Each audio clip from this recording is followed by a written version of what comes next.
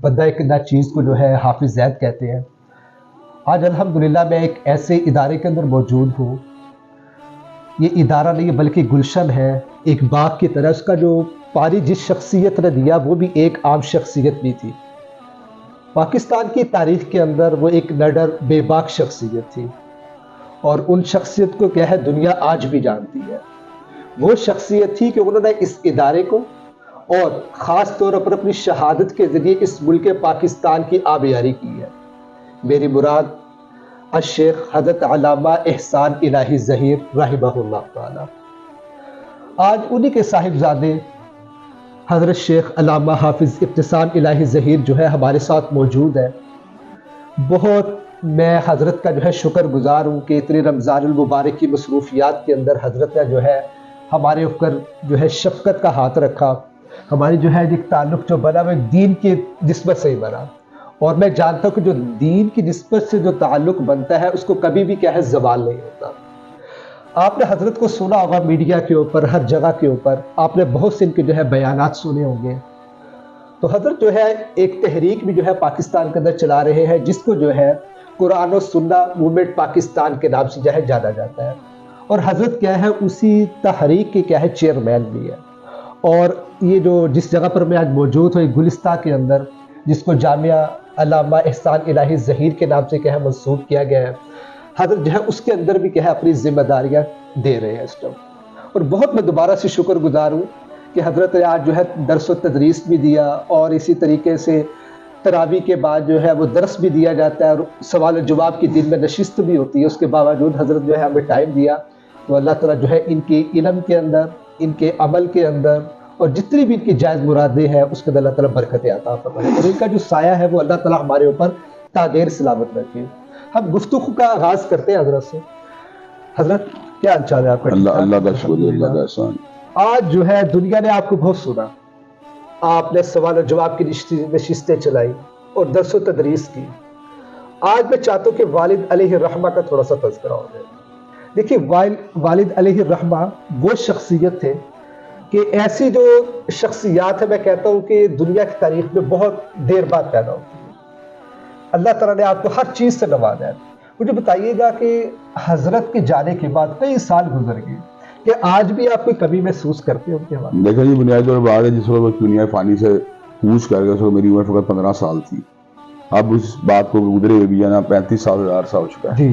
35 سال ایک بڑی طویل مدت ہوتی ہے، لیکن اچھی بات ہے ان کی محبت، ان کی شفقت، ان کی رہنمائی، ان کی تربیت آج میرے لیے بہت بڑے ساتھ کی حیثیت رکھتی ہے۔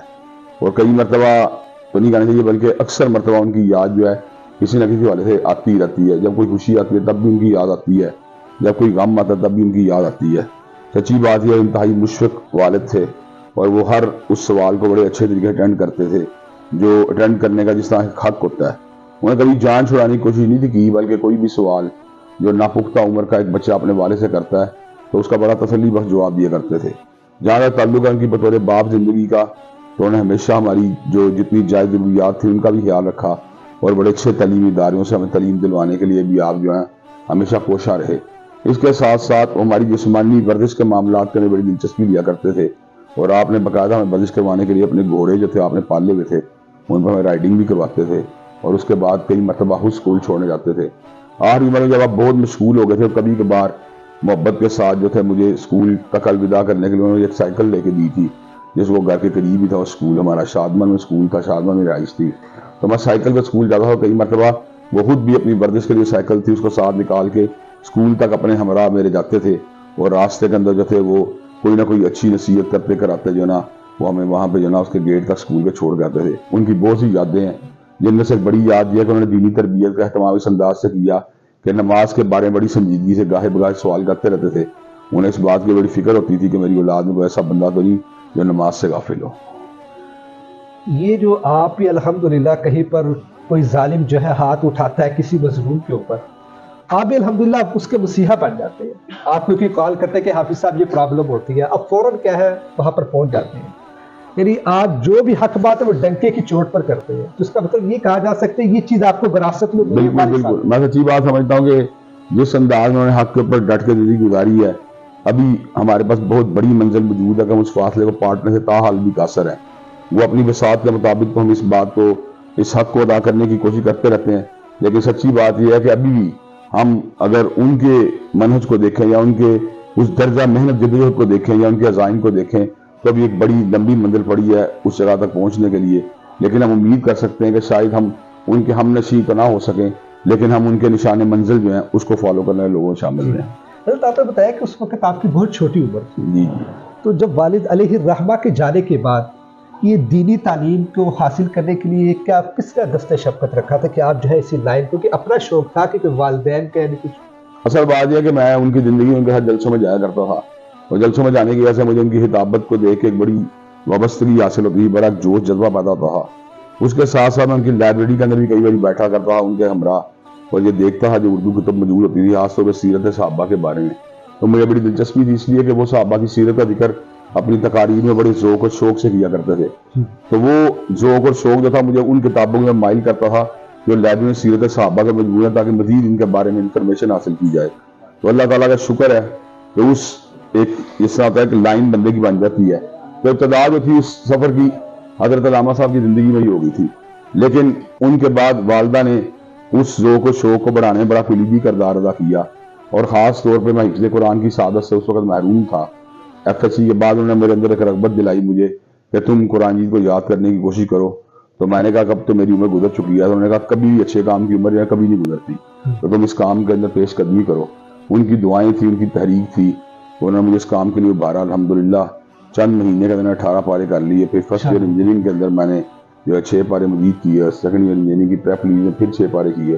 اس طرح میں نے قرآن جی کو مکمل یاد کر لیا. پھر اس حوالے سے ڈاکٹر فضل علی صاحب ایک بہت جلیل القدر عالم دین ہے، ان کی صحبت میں اٹھنے بیٹھنے کی وجہ سے میرے اندر جو ہے دین علم کی رغبت مزید جو ہے وہ بڑھتی چلی گئی.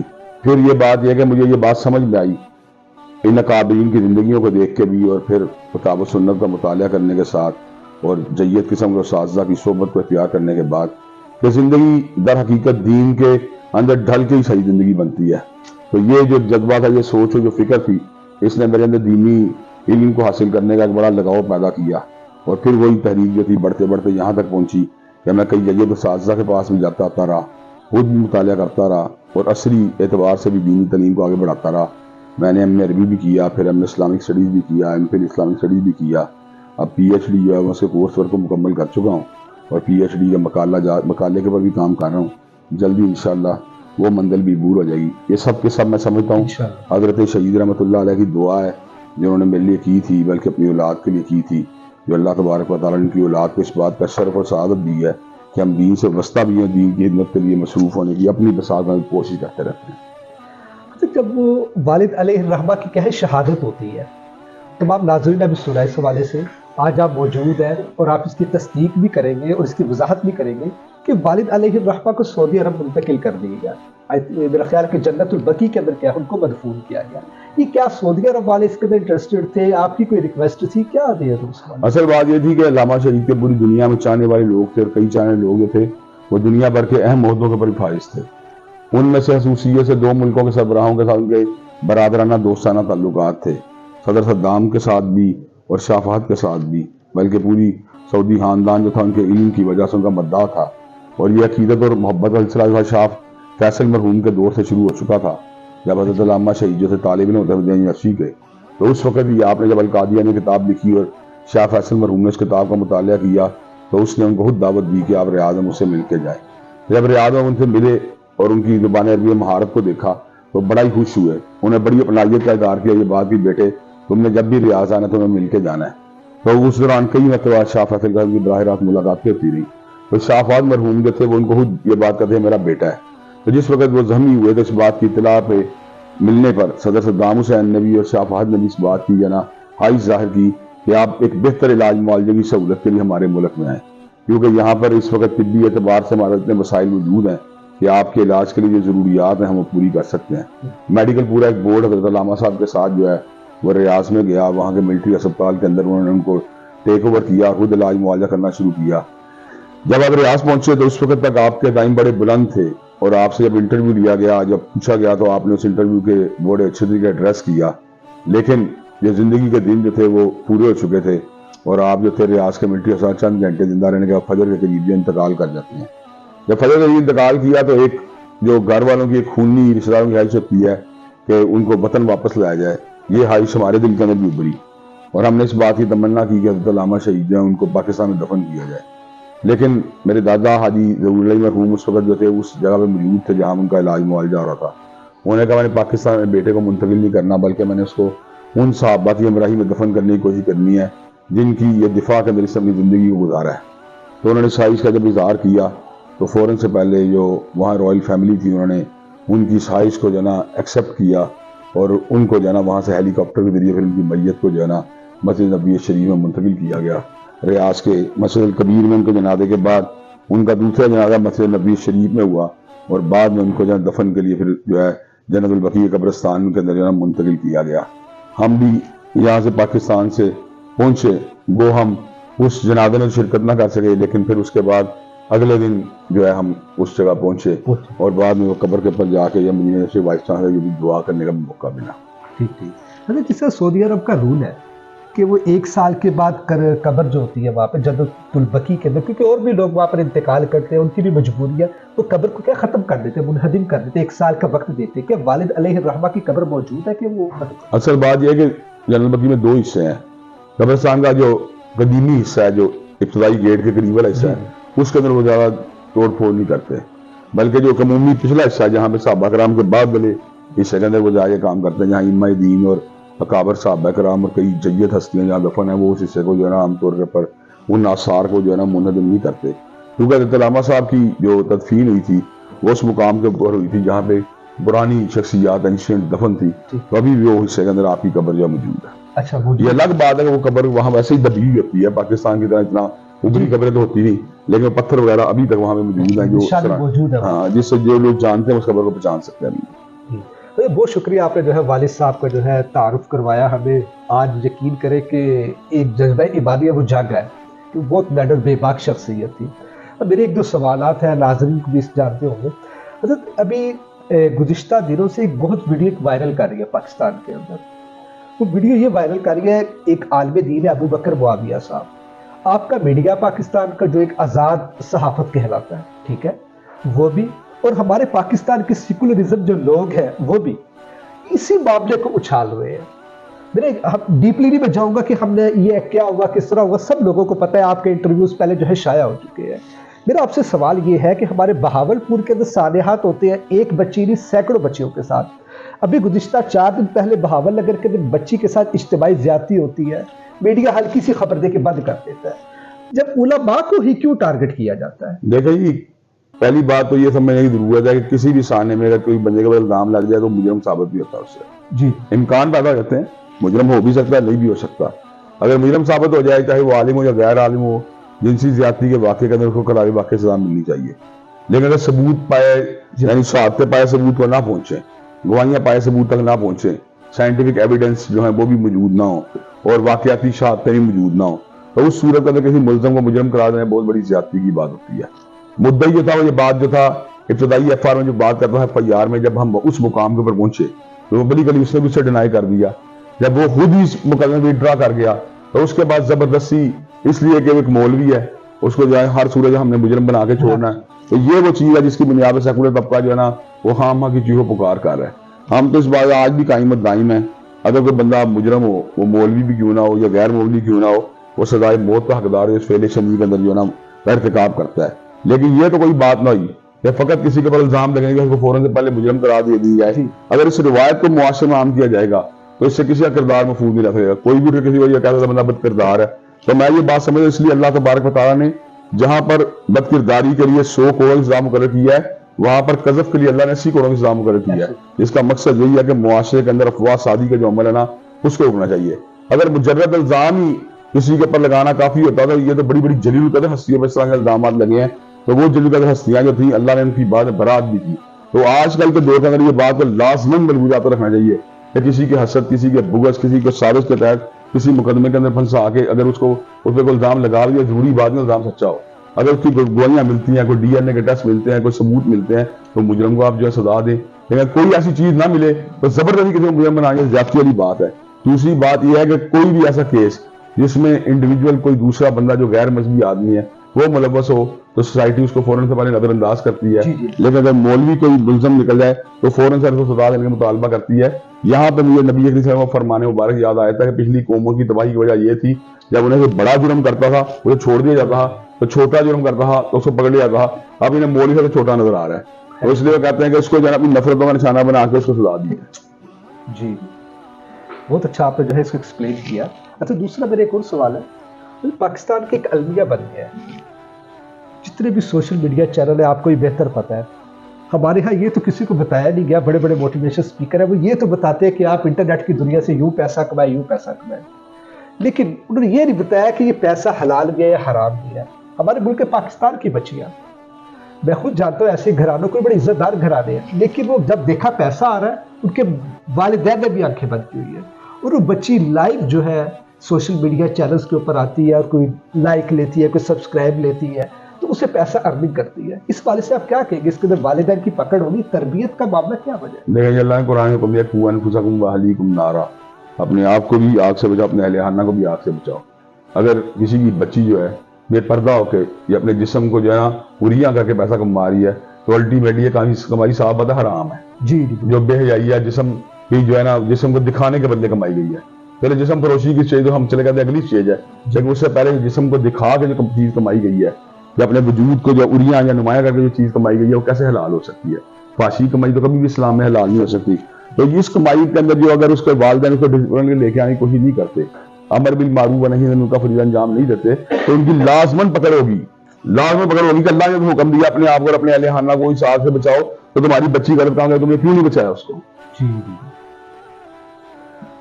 جی حضرت ایک نا ابھی چند دن پہلے ایک ویڈیو وائرل ہوئی ہے، ایک خاتون رمضان ٹرانسمیشن کے اندر کال کرتی ہے اور کہتی ہے کہ میں نے عالم دین صاحب سے بات کرنی ہے۔ وہ کہتے ہیں جی پوچھ سکتے ہیں آپ سوال۔ وہ کہتی ہے خاتون کہ میری 3 سال سے شادی ہو چکی ہے، میرے 2 بچے بھی ہیں، اور لیکن میں جس آفس میں کام کرتی ہوں وہاں پر ایک شخص پسند آ گیا، تو میں قاری صاحب مولوی صاحب سے ریکویسٹ ہے ایسا وظیفہ بتا دو کہ وہ وظیفہ کروں، ادھر سے میرا شوہر مجھے چھوڑ دے، میں اس سے نکاح کر دوں۔ یہ کس قدر یعنی کس قدر سفلی حائش ہے۔ جی ایک جائز کوئی ایک میں نے کہا یعنی بیوہ عورتوں مثال دے رہا ہوں کہ طلاق یافتہ وہ یہ حائش کرے پھر بھی سمجھ نہیں آتی ہے بات۔ ایک شادی شدہ اپنے گھر میں رہنے والی عورت جس کا اس کی تمام دنیا پوری کر رہا ہے، اس کی کفالت کر رہا ہے، وہ عورت جو ہے اس کا گھر چھوڑ کر ہو جانا چاہ رہی ہے، یہ بہت غلط قسم کی سفلی حائش ہے، اور اس کے اوپر اتنی مذمت کی جائے اتنی ہی کم ہے۔ ایسی عوام تربیت کی ضرورت ہے کہ جو بلا سبب جو اپنے حامل طلاق لینا چاہتی ہے اس کی کیا وجہ ہر کیوں ایسا کرنا چاہتی ہے، جی اس کے اوپر تنبیہ کرنی چاہیے، ان کو اس فعل شنیع سے روکنا چاہیے کہ تم بلا جو اپنے گھر کو مت اجاڑو، اور اس معشوقی کے چکر کے اندر ایک شوہر کی محبت کو نظر انداز نہ کرو، کل تم پتہ نہیں تمہارا کیا سلوک ہونے والا ہے، تم کچھ نہیں جانتی۔ ایسے ہی آخری سوال ہے آپ سے، اکثر لوگ یہ ہمارے سے بھی پوچھتے ہیں اور کچھ لوگ اس کو نظر انداز کرتے ہیں، کہتے ہیں کہ نہیں دین کے اندر اللہ نے بڑی آسانی دی ہے، اگر مرد آزاد ہے تو عورت بھی آزاد ہے۔ ہماری ہی کچھ ایسے ریلیجس خاتون ہیں جو ایک روڈ کے اوپر محفل کا انتظام ہوتا ہے، وہ خاتون ساؤنڈ سسٹم کے اندر لاتے پڑتی ہیں اور پورے علاقے کے اندر اس کی آواز جاتی ہے، کیا عورت کی آواز پہ پردہ نہیں ہے؟ اسلام میں جو عورت کی آواز ہے عام حالات میں وقت ضرورت جائے اگر مرد سے کلام کر لیتی ہے پردے کی اور سے، اس کی تو گنجائش موجود ہے، لیکن ایسی نرم آواز میں یا ایسی پرسود آواز میں جس کے ذریعے جو عورت کی طرف کشش یا التفات پیدا ہو، اس کی اسلام میں کوئی گنجائش موجود نہیں ہے۔ چنانچہ اللہ نے امہات المومنین کو بھی اس بات کا حکم دیا کہ جب آپ کلام کریں تو اپنی آوازوں کو نرم مت کریں، تاکہ جس کے دل میں کہیں مرد ہے تو آپ کی آواز اس کے دل میں کہنا غلط کیفیت نہ پیدا ہو۔ ظاہری بات یہ ہے وہ عورت جو وہاں پڑی ہے، ہم اس کی نیت کو تو اس ہم سوال نہیں کر رہے، لیکن اس کی آواز تو جا رہی ہے مرد کانوں تک، اور سارے مرد جو اتنے شریف بھی نہیں ہیں، ان میں کئی مفتون طبیعت کے لوگ بھی ہوں گے، فتنے کا شکار لوگ بھی ہوں گے، جب ان کے کانوں تک اس کی آواز ٹکرائے گی تو آپ خود سوچیں اس کے بارے میں، اگر ان کے دل میں کوئی بری نیت ہے، برا ارادہ پیدا ہوتا ہے تو کیا اس کو ہم جسٹیفائی کر سکتے ہیں؟ کسی بھی طور پہ ہم اس بات کی حمایت نہیں کر سکتے۔ عورت کا ایسا کلام جس میں اس کی آواز میں کوئی سود ہو، کشش ہو، نرمی ہو، یہ جب بھی اسے پڑھنا ہو اس کو ہمیشہ خواتین کے اجتماع میں یہ کام کرنا چاہیے۔ بچیاں سن سکتی ہیں، عورتیں سن سکتی ہیں، لیکن مردوں تک اس کی بات بالکل منتقل نہیں ہونی چاہیے۔ جی ناظرین، والد علیہ الرحمہ میری مراد یعنی حضرت علامہ احسان علیہ ظہیر کے حوالے سے بھی جو ہے ہم نے بات کی ہے، اور ایک دو سوال جو میرے ذہن میں بھی تھے بہت پاپولر تھے، شاید آپ کو انشاءاللہ اس سے فائدہ ہوگا، تو حضرت اس کو جو ہے جوابات دیے۔ بہت شکریہ حضرت کا، انشاءاللہ گاہے بگاہے جو ہے حضرت سے ملاقات رہے گی، انشاءاللہ جو بھی ہمارے سوالات ہوں گے تو انشاءاللہ ضرور ان کے پاس حاضر ہوا کریں گے انشاءاللہ، تو دوبارہ جو ہے ملاقات ہوتی ہے انشاءاللہ۔ تو آپ سب سے جو ہے دعاؤں کی درخواست ہے. اگر آپ کا پھر بھی کسی بھی قسم کو کوئی سوال ہو حضرت، وہ آپ کے پیج کو چینل کا نام کیا ہے؟ جامعہ علامہ احسان الہی ظہیر کے نام سے. وہاں پر ان کی ریکارڈنگ بھی آتی ہے رمضان کے اندر خاص طور پہ. وہاں پر بھی سوال و جواب کی نشست ہوتی ہے. وہاں سے بھی آپ کیا ہے بہت کچھ جو ہے سیکھ سکتے ہیں. مجھے اجازت دیجیے. میں ہوں حافظ زید. السلام علیکم ورحمۃ اللہ.